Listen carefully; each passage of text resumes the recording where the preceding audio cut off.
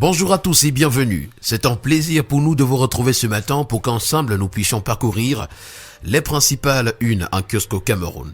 Nous démarrons ce matin avec l'hebdomadaire d'opinion, d'enquête et d'analyse confidentielle qui parle de l'exploitation du minerai de fer de Balam et nous fait savoir qu'on aura les premières cargaisons disponibles en mars 2026. C'est ce qui ressort de la visite de presse organisée le 4 décembre 2025 sur le site de l'exploitation de la mine de fer de Balam par les responsables de la société Cameroon Mining Company SAL. Entre nivellement du sol, construction des murs de soutènement et des ponts bascules, les bâtisses sortiront de terre d'ici à janvier 2026 et les premiers minerais seront acheminés au port autonome de Kribi à la mi-mars 2026. C'est l'information qui est rendue ce matin aux pages 6 et 7 du journal. Ancien pont sur le Vouri, les rails de la mort, c'est à retrouver à la page 5. 12 ans après, la parole du chef de l'État tarde à être implémentée sur le terrain. Nous poursuivons ce matin avec le quotidien à Capitaux Public Cameroun Tribune qui nous présente le recadrage du gouvernement après une sortie de la délégation de l'Union européenne.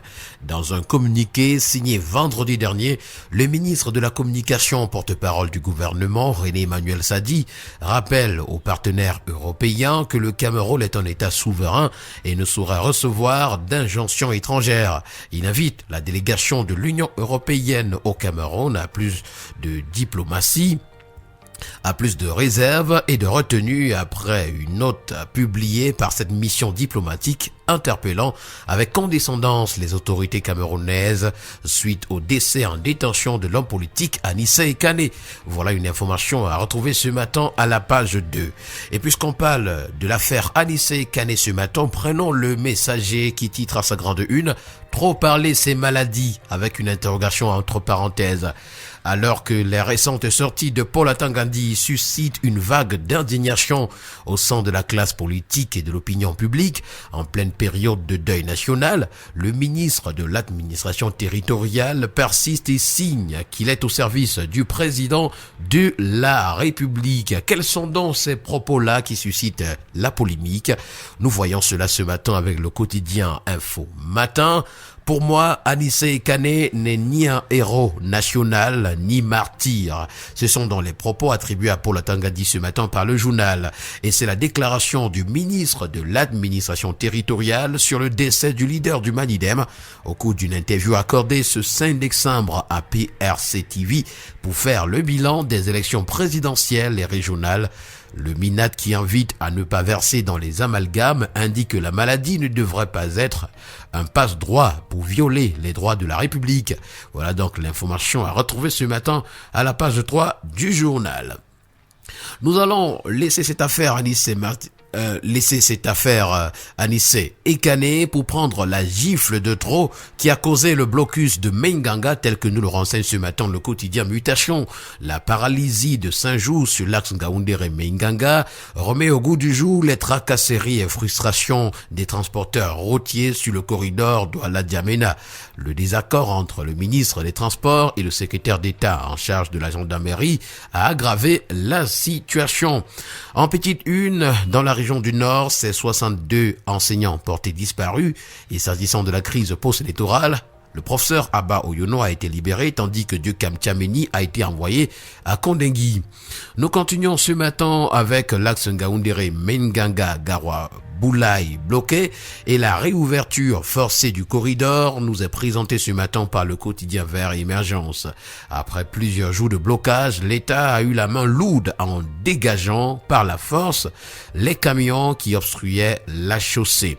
Pour en parler également ce matin, le jour titre Ngaoundéré Mainganga, les camionneurs durcissent leur grève.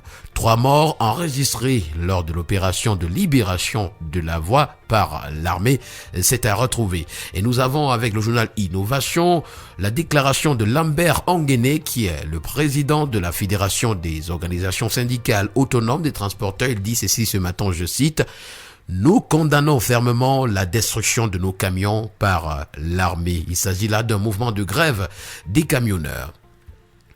Nous poursuivons ce matin avec autre chose, notamment de l'économie.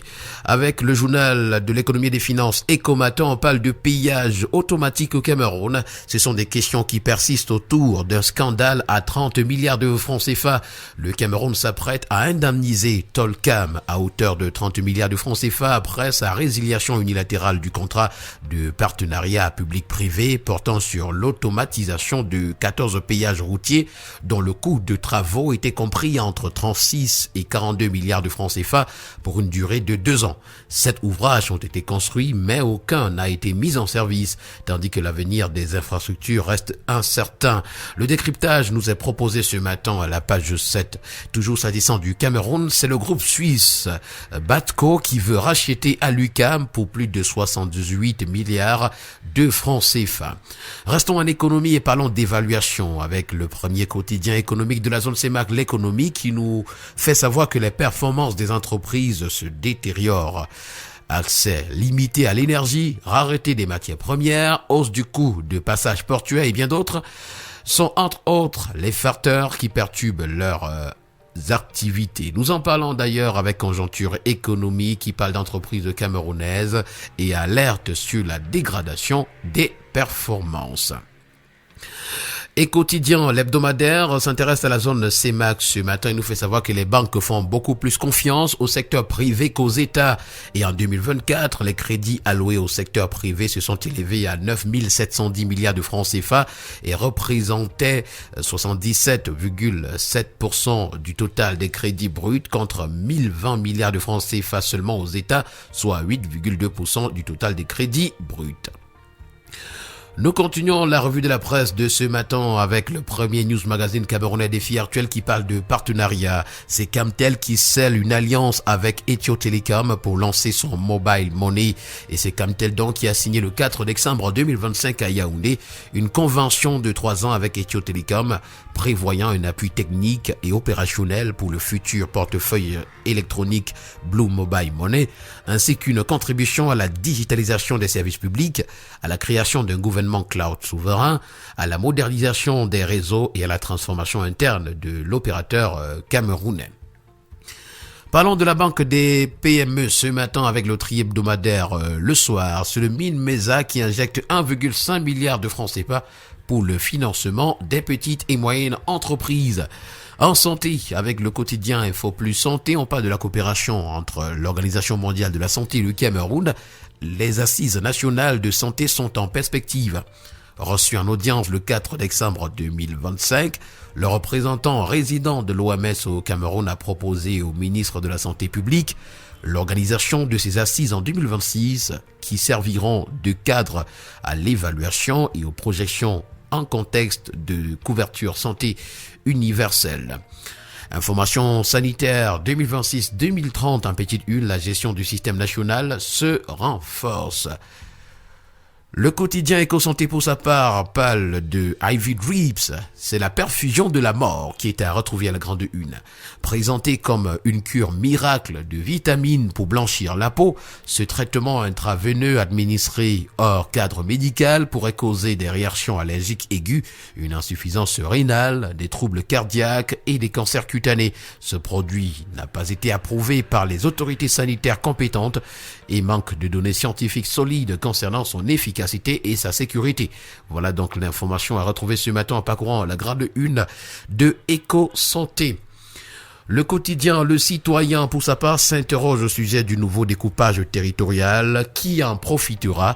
Le ministère de l'administration territoriale prépare un redécoupage des arrondissements et départements. Si l'État promet une meilleure gestion et un accès facile aux services, certains redoutent que les véritables bénéficiaires soient surtout les acteurs politiques.